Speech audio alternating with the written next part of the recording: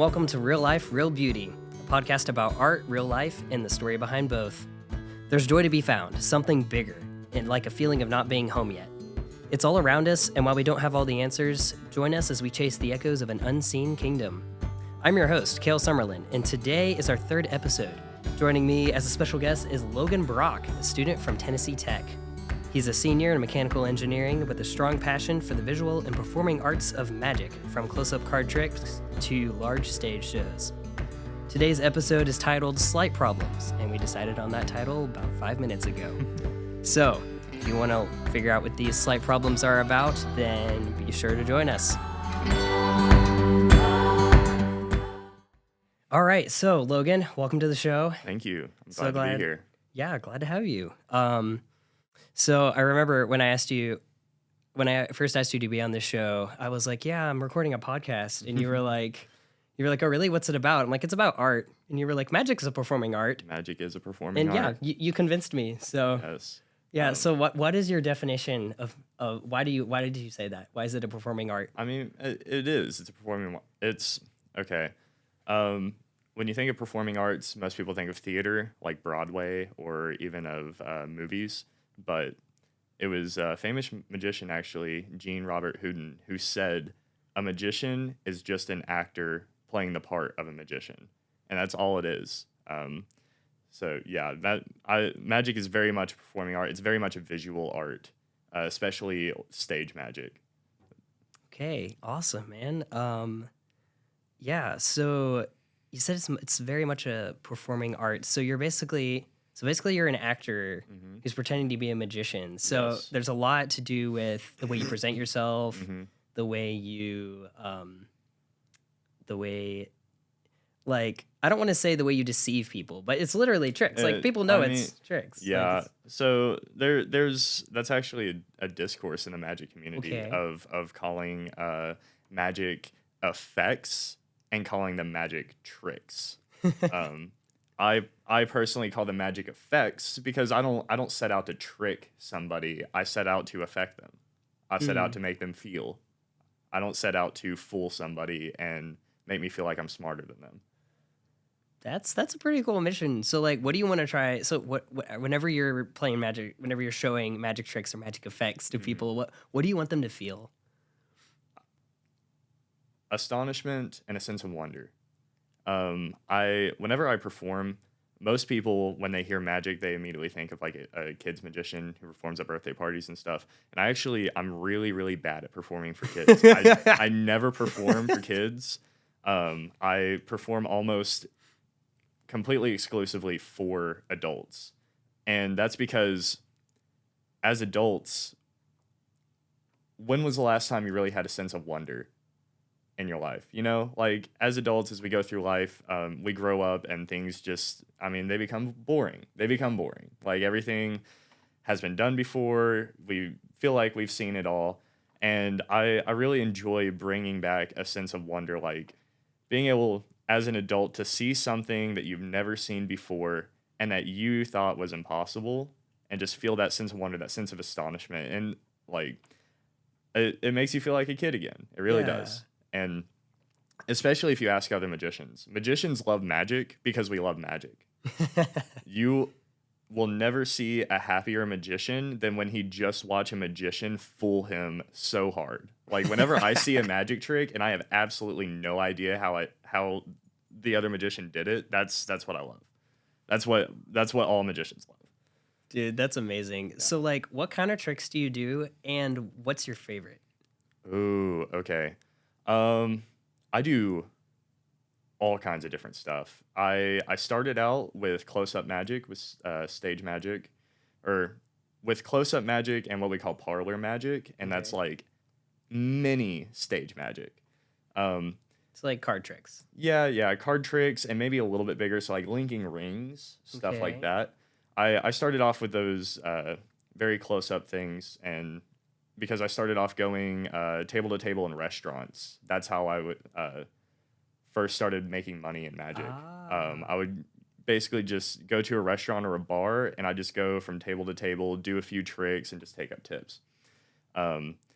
now, more so in the past few years, I've started getting more and more into actual full stage magic. And I always had a few like larger stage tricks when I was younger, but now I'm kind of growing my repertoire into larger stage and like full illusions and stuff like that. Ooh. Yeah. Oh, that sounds good. I would ask about some of those, but I also like don't want you to spoil your tricks. No, it's okay. So tell me, how do you cut a man in half? You don't. Okay. I I mean, I figured that you would- might that be would be surprised. problematic. You might be surprised to know you actually do not. Oh my goodness. So you said you did okay. So you told me that you've been practicing magic for 12 years now, and 6 of those professionally. Yes. So yes. like, what was the story with that? So I started. I'm 22 now. I started doing magic when I was 10 years old. Okay. I started off the same way. So many kids start off doing magic. I got a magic kit for Christmas, Ah, yes. and I loved it. And most kids, they pick up that magic kit, they mess around with the tricks for like 2 months, and then they lose half the stuff and they drop magic. And that is exactly what I did. But later in that, well, the next year, because it was after Christmas, but later I saw a trick. It's called the Soldier's Deck of Cards. And Justin Flom, I think it's Justin Flom, has if you look up Soldier's Deck of Cards on YouTube, it's the first video that comes up. And I saw that video and his performance of that trick, and that's what inspired me to get back into magic. That's actually what inspired me to learn exclusively card magic, which then opened the door for me to move on into other facets of magic. But yeah, so I started off when I was 10. About the time I was 12, I felt confident enough to actually perform out in public, because from 10 and 11, I just performed for my parents, for family members, stuff like that. And that's what I kind of define as my doing magic professionally years. Those 6 years was when I actually got paid for doing magic. So mostly, like I said, restaurants, going table to table, doing stuff. There were I used to go to bars a lot as a 14-year-old kid doing magic. There were a few where like I would walk into the bar and everybody just knew me because I would go there all the time. And a couple larger like stage quote unquote shows for like birthday parties and stuff. And that's when I discovered that I don't perform well for kids. And that's when I kind of decided that I wanted to be not an adult magician, but you know what I mean. Yeah, yeah. But yeah, I did through middle school and high school. That's how I made a good amount of money. I made $80 in 20 minutes at a bar one night doing one card trick. So stuff like that. And then once I got into college, of course, I got super busy, and I kind of I dropped it professionally, but I still keep it up as a hobby as best I can. Dude, that's amazing. Yeah. That's really fun. That builds a lot of confidence. Like, oh yeah. Oh man. If you would have saw me like when I was younger, I was the shyest kid. I was the shyest kid you'd ever seen. I never talked to anybody. Like, it was like my mom introduces me to somebody and I hide behind her leg. I was actually that kid. Oh man. And but yeah, magic, it really taught me to be an extrovert. Like, it unlocked my extrovert side, and now like I just take that everywhere I go. It is very confidence boosting, and it's also something that when you do magic for long enough, you become immune to being embarrassed because you embarrass yourself a lot. I cannot count how many times I have set up this big, huge, grandiose trick and got to the very end of it and completely screwed it up. Like, was this your card? And they just like, no. And so hitting those moments specifically, and having to work through those moments mentally has honestly made me immune to being embarrassed. It's why I never care what anybody thinks of me. Like, I'm always myself. Even when I'm doing magic, I act exactly as I do right now. But yeah, that was probably the biggest boost that magic gave me, is just being able to not be embarrassed in public and just not worry about stuff like that. Dude, that's pretty cool to hear. Mhm. I think something similar for me um, was something that definitely built my confidence in talking to adults was when I was about 14. I was mowing yards, and my mom says, she's like, "Hey, you should like go hand flyers door to door." I'm like, "No way, that's weird. I don't want to talk to strangers." But no, I went and I handed out flyers door to door, and that I made a name for myself. Like Yeah. that was it built the confidence You were kind the of flyer on the kid. spot. Yeah, so more boy, but yeah. So so like, what is something you love about magic? Like, what are some of the little joys that it gives you? Um, kind of to reiterate, like on the reason why I do it is like giving that sense of wonder to people and kind of that sense of astonishment. Those are like the joys that I get from magic, and also like being fooled by other magicians. Like I said, I've been doing magic for 12 years, and there are so many different things that I can like watching other magicians perform. There's so many times that I can at least have a very solid guess as to how they did a trick. Yeah. But those few times when another magician just does something and it absolutely floors me, like I have no idea how it happened. That's what keeps me in magic. Is just those little moments of just being completely flabbergasted. Honestly, it feels wonderful to me, just having no idea how somebody did something. Um, and yeah, there are also plenty of small moments like when I'm performing specifically. Like one time, I was doing an event in Sevierville or Gatlinburg, Tennessee. It was at the island up there.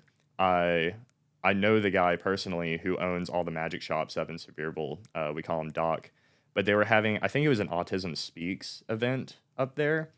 And there was just a bunch of special ed kids and everybody, and they all got bracelets, and they could go around the island and like play games and do all sorts of stuff. And I was up there and I was performing. I was kind of walking around performing.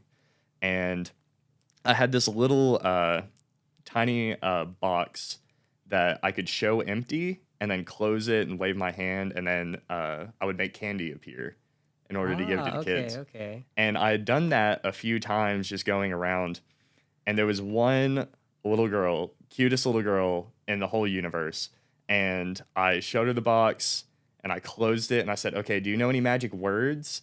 And she looked at me with their big blue eyes and she said, "Please." And it melted my heart. It was the cutest thing I've ever seen in my entire life. Aw. It was so wonderful. I gave her all the candy that I had. I didn't do that trick anymore because I was like, yes, absolutely. I just like pulled out my bag and just like gave it to her. Oh, that's amazing. Oh man. But yeah, that's it's one of the most prolific memories I have. That's a very core memory for me, and very much why I enjoy doing magic and stuff. Dude, that's awesome. That's kind of what art's about. Art's about like sharing that joy with someone else, like the beauty in the thing. So Yes. about like you're talking about embarrassing moments and how those really help you build confidence. Okay. Do you have like one story that like stands like one story that you would want to share? Okay. So one time, my mom is a teacher in Nashville. She's at a metro school up there, and I went up there to her high school, and I did a 45-minute long stage show up there. The very, very last trick that I did was a trick. Full disclaimer: do not try this. Don't even look up this trick. But it's a trick in which you have 6 cups or 5, but you have 6 styrofoam cups out in front of you, and underneath one of them is a nail that's sticking straight up. And you turn around and you have 2 spectators mix up the cups, and then you turn back around and you find the nail by narrowing down the cups. So like I would kind of wave my hand across it, and then I would smash one of the cups. I've done this trick a lot. There's a very distinct method to it. Don't try this trick. Don't. I feel like I've heard this story before. Keep going.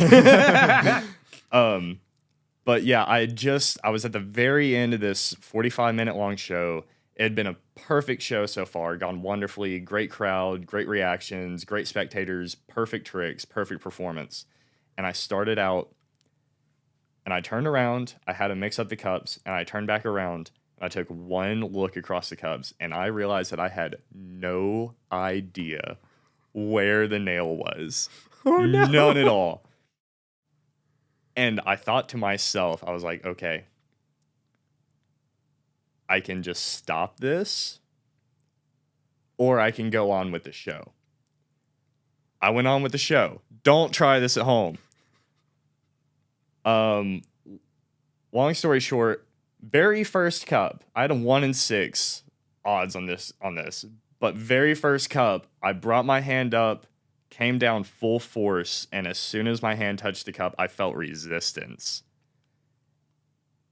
And I put a nail straight through, went in my palm, and it came out the backside of my hand right here. There's actually a little bump, right? If you want to feel right here, Okay. You feel the bump? Yeah. Yeah, Right. that's where the nail was sticking up. It didn't go through my hand. It was actually like pitched my skin up like a tent.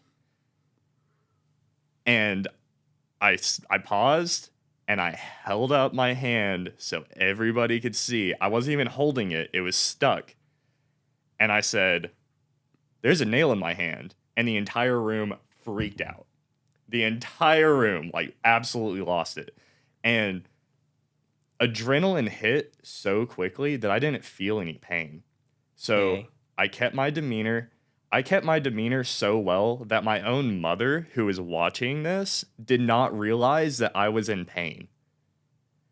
So they thought it was part of the trick. I stacked up the other 5 cups, and I went and I set them back, and I came back over, and everybody was still freaking out. And somebody yelled in the crowd, "Wait, he's not bleeding." And I wasn't bleeding because the nail had perfectly plugged the hole that it made in my hand. Oh, no. They said, "Wait, he's not bleeding. It can't really be in your hand, is it?" And I said, "It's a magic show. Of course it's not in my hand." And that's how I ended my show. And I convinced all 120 people in that room that it was a fake nail. And that I didn't just stick it through my hand, even though you could see it poking up the back. Yeah, I stood there, waited for a minute, let everybody start to file out, walked over to my mom, and I was like, there's a nail in my hand, there's a nail in my hand, there's a nail in my hand. Went to the ER, got x-rays.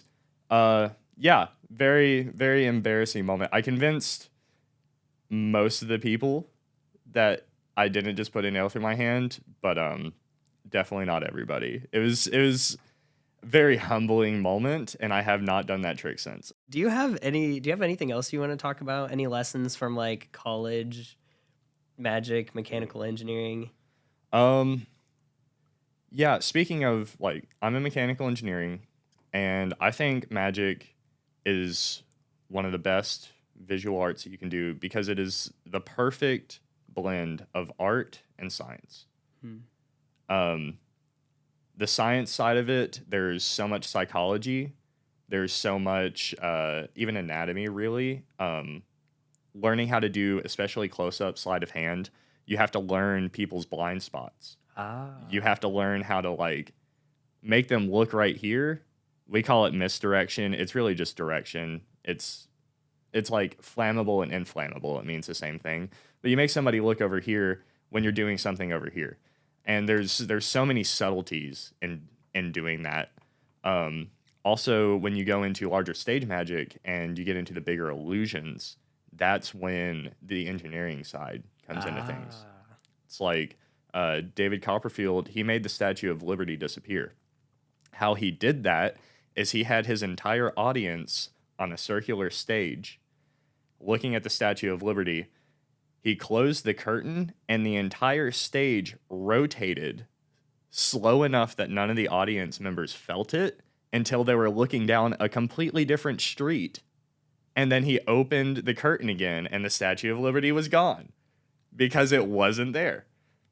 And that I think they had over 100 people on that stage. It was thousands of pounds of weight that they were able to fully just rotate so slowly and subtly that nobody sitting on it felt the entire stage moving. That's fascinating. And then they closed the curtain, rotated it back, and David Copperfield made the Statue of Liberty appear again. That's amazing. Yeah. And I'm glad he did. I still haven't seen it.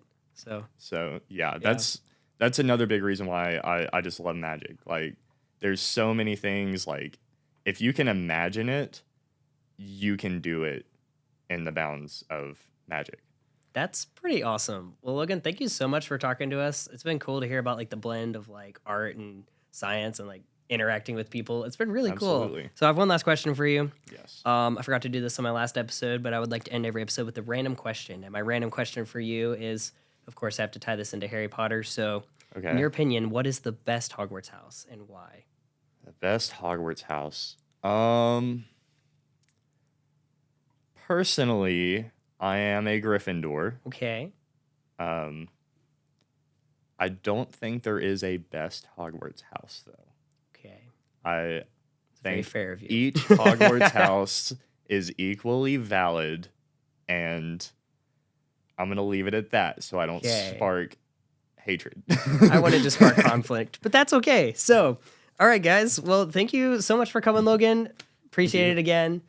Guys, if you want to hear more thoughts about art, real life, and the kingdom of Christ, join us next time. We're gonna have more artists coming. Soon we'll have some songwriters. And be sure to follow and share and like the social media and all that. Spotify listeners, I've also created a real life, real beauty playlist. You can search that, hear some songs about creating art, and also hear some songs from the songwriters. So, and with that, be inspired. Support artists you know, make art yourself, and integrate some rest from the love of Christ into your routine. With that, seek out beauty in real life.